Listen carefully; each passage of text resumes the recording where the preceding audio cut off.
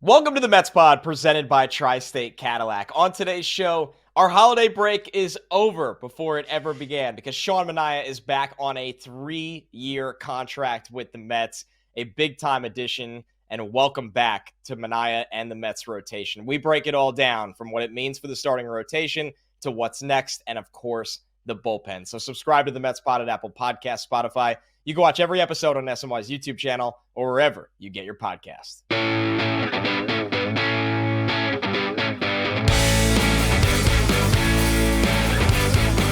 What's up, everybody? Welcome to the Mets Pod presented by Tri-State Cadillac. Visit your Tri-State Cadillac dealer today. Santa arrived early. Sean Manaea is back, Joe.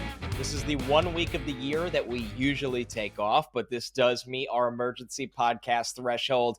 Manaea back on a 3-year contract, Joe. $75 million. The big chunk of the money deferred, which actually helps the Mets on the luxury tax. There's no way around it. For me, Joe, this is one that Manaea clearly wanted to be here. We had started to wonder, could his market even get him to a 5th year? We knew the Mets are always going to be careful with term with pitchers, but Manaea, who found a lot of success here last season and was also one of the biggest clubhouse pieces in terms of the energy he brought, the demeanor he brought. Mets fans should be giving this guy a massive ovation when he is welcomed on Citi Field's opening day of the 2025 season, Joe. And this is a great bit of news for Mets fans right before all of the holidays. Connor, I'm not surprised that we're here talking about Sean Manaea returning to the Mets. Andy Martino told us during the winter meetings. Steve Gelbs told us. Will Sam. Everywhere you turn, it was like, hey, there is some optimism about Sean Manaea potentially coming back. My surprise is that we're here talking about Sean Manaea signing a 3-year contract with the Mets. And as you mentioned, there is some deferred money, and all the details aren't exactly out as far as how that's going to impact the luxury tax. But COTS, which is typically the place I go to look at those type of things, they have Manaea pegged for around $22 million on the luxury tax over the next 3 years. And to me, this is one of those deals. When we log on, Connor, sometimes it's that was a little heavy on what that person should have got for a contract, or, oh man, the Mets stole this person. To me, this feels like the perfect contract for the team, the perfect contract for the player. As you mentioned, Sean Manaea really wanted to be back with the Mets. And in order to end up back with the Mets, he probably had to sacrifice some length on contract. And in exchange for that, the Mets upped the AAV to, for the base of the contract, $25 million a year, which would make him the 9th highest paid pitcher in baseball. Seems like a kind of win-win all around. Right. And I think when you look at the AAV, the Mets, we often say, have this competitive advantage that they can pay guys more per year than the market would because they don't mind paying down now to avoid the risk later, adding on years. And Manaea maybe is a guy that out there, maybe there was a 4-year $80 million deal or 4-year $84 million deal. And this is just me spitballing. But at the end of the day, the Mets are willing to go to areas and exceed the tax. And then also it's a smarter investment because then you're kind of limiting the fact that, hey, we don't want to be paying a ton of 37 and 38-year-olds on the roster all at once. We want roster flexibility to change things when we can. So I think this is a massive deal. The biggest question the Mets had after the Soto signing was, what is this rotation going to look like? Because we knew it wasn't going to be Senga, Peterson, Montas, Holmes, Buto, or Blackburn, or whoever it may be. It gives them a piece that you feel really, really good about at the front, not only because of the improvements he made with this organization, but his ability to take the ball in a big spot, Joe, and deliver. He feels like a guy that the heart rate is just always the same. With Manaea, he's never too high. He's never too low. He's obviously loved in the clubhouse, gives you a leader in this rotation as well, and somebody that the Met fan really, really gravitated towards. So this is a really nice piece of work by David Stearns and the Mets. And honestly, great for Sean Manaea, who this time last year was signing a 2-year deal, a much lower AAV, and opt out after 1, hoping that he can kind of rebuild his career. And the Mets pitching lab and sports science was able to do exactly that for him. So now we look at this was a busy day in baseball. Walker Buehler also signs with the Red Sox on a 1-year deal. It's good that the Mets got this bit of business done because the pitching market in terms of free agency is starting to move a little bit. I think the question everybody has, Joe, is this the rotation as it stands right now? Or do you think there's still a world out there that we know the Mets are going to try to get Roki Sasaki, which is a different market? Or do you think there's even an external trade out there that they'd explore? Or is this kind of, hey, we got to start allocating some dollars to this lineup after Juan Soto? I think where the Mets are now is they don't need another starter. And that's a good spot to be. As you mentioned, there's Kodai Senga, now Manaea, Frankie Montas, Clay Holmes, David Peterson, and then you go into the Paul Blackburn, Tylor McGill, Griffin Canning, who the Mets signed at the end of last week. And they don't have to if they don't want to. But I think where they stand now is it can be opportunity cost. Does a pitcher fall through the cracks and in February, can't think of a good name for you, but somebody falls through the cracks in February that may be better than Paul Blackburn, and you could get that person for a below market value 1-year deal. They can be open to that. They don't need to go aggressively in the trade market where, all right, we don't want to trade Jet Williams or we don't want to trade Brandon Sproat. If the Mets want to hold on to certain prospects, they could be more picky in trades when it comes to the starting rotation. And then ultimately, to your point, Connor, I think allocating money to the offense, I think, is prudent at this time. Obviously, Pete Alonso, we'll get into him. There's rumors surrounding Alex Bregman. The Mets showed interest in Jock Peterson before he signed with the Rangers. So I think that brings Jesse Winker back into the conversation.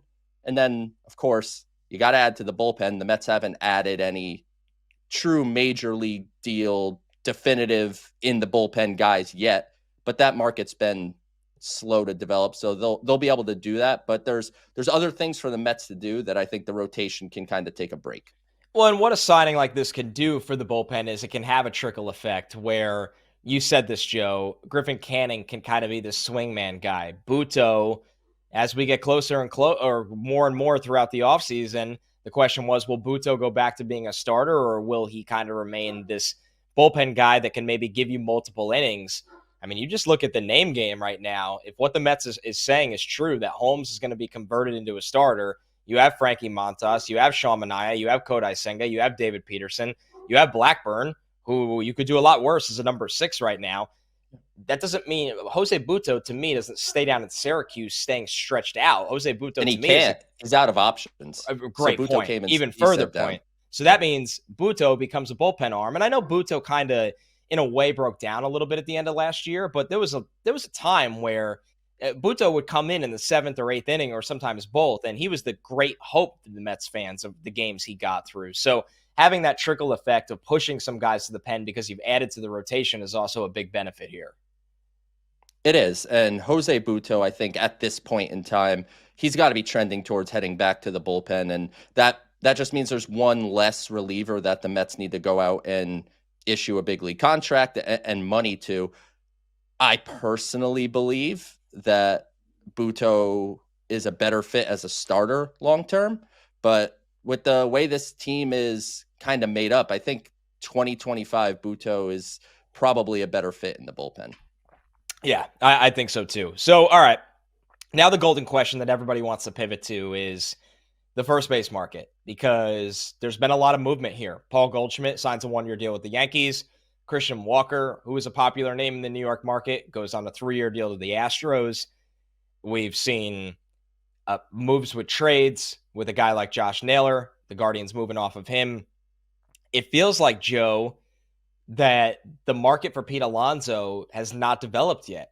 And you have to ask yourself, one, I think, and we'll see what the results bear, but the Mets were smart for waiting this out right now, because the reality is, whether people want to hear it or not, is Pete Alonso's market probably wasn't what he thought. And this is actually a chance to me now, Joe, where not only Pete Alonso could be back with the Mets, but Pete Alonso could be back with the Mets on their terms, in terms of the length of the deal.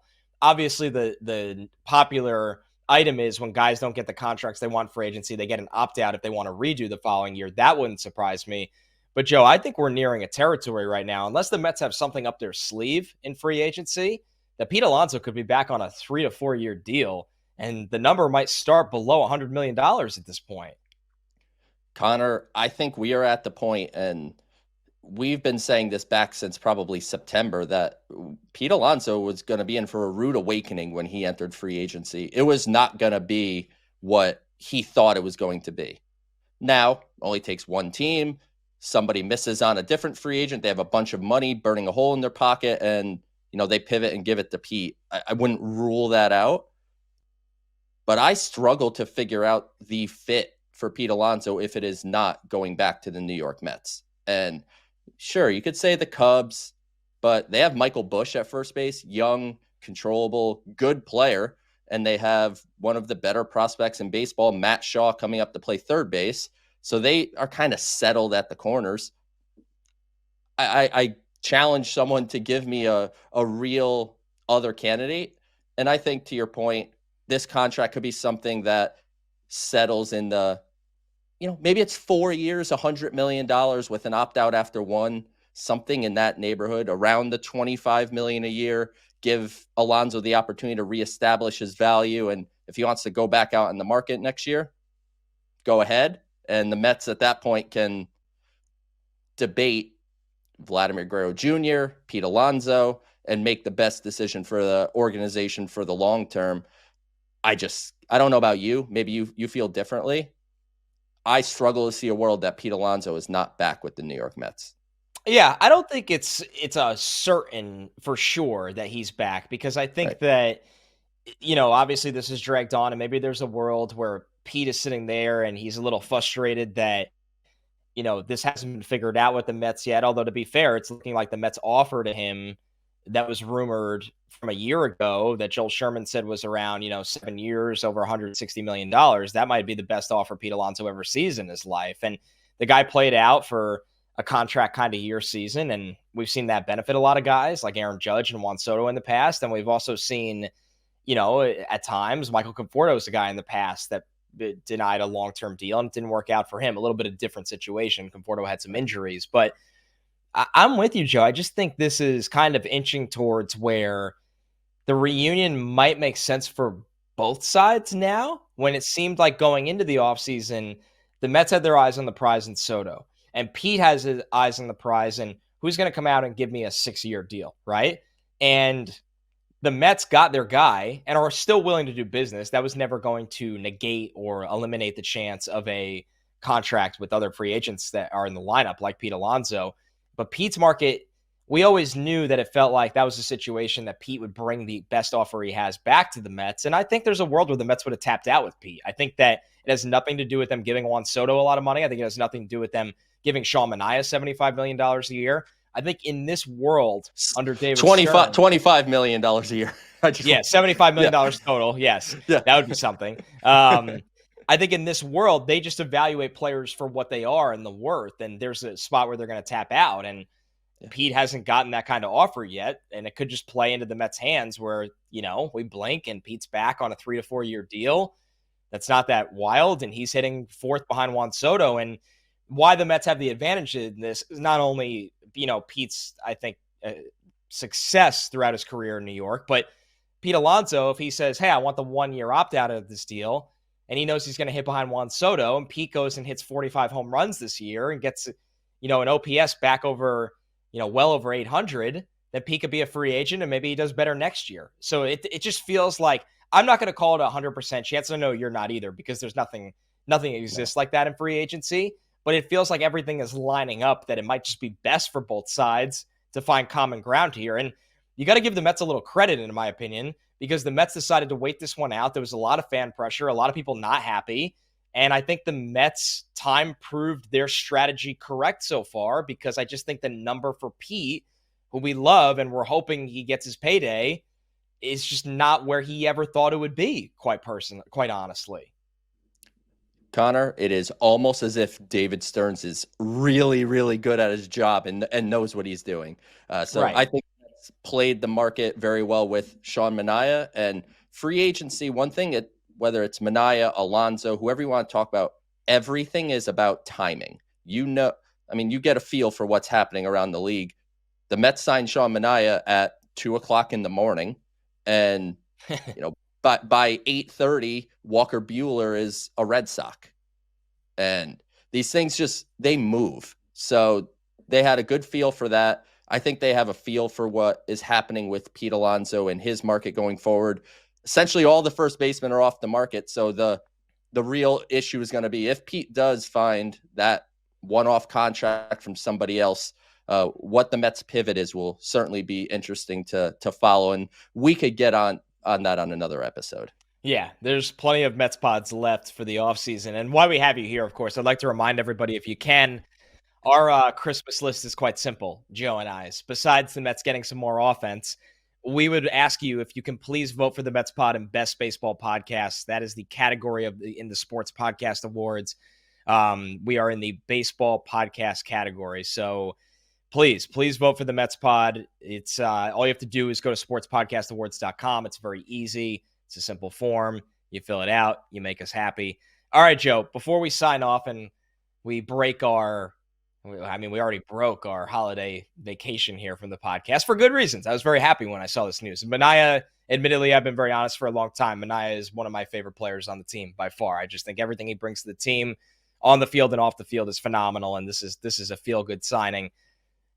Do you think we'll get another feel-good signing? Is Jose Iglesias going to be back on this team? I know it's been a really quiet free agency for players in his tier, but I wonder if the full OMG Mets minus Luis Severino kind of make a return here on market value deals.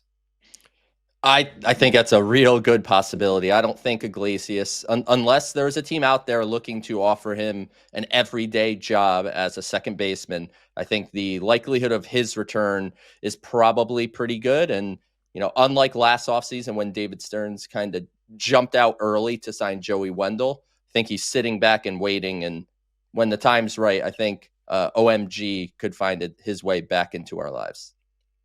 All right, everybody. Thank you so much. This is the Mets Pod presented by Tri-State Cadillac. Visit your Tri-State Cadillac dealer today. Please, of course, subscribe to our show at Apple Podcasts. You'll never miss a show like this. Even when we're on vacation, quotes, holiday vacation, if you subscribe to the show and we change our minds because we look around and go, hey, it's Sean Manaea. Everybody loves Sean Manaea, especially us. Let's fire up an emergency pod and talk about what this deal looks like and the ramifications of it and what's next. If you subscribe to the show, it'll auto-download in your feed, and you'll know that the Mets pod said, screw holiday vacation. We're here for the people. Leave us a review with a question, and we will look for it for our mailbag. Of course, you can watch every episode on SNY's YouTube channel if you'd like to. You can become a subscriber over there as well. You can leave questions in the comments, and we'll get to those on the shows. We do a mailbag every non-emergency pod. We have a lot of mailbag questions on the show. And I leave you with a holiday poem written by our fantastic producer, Jeff, who this is all he wanted for the holidays. He said, I don't need any fancy signings. He does want us to win the Best Baseball Podcast Award, which that's a pretty important part. But this is a nice secondary one, a holiday poem. We'll either see you next week or maybe sooner if we pod for Pete. But for now, if I might, happy holidays to all, and to all, a good night.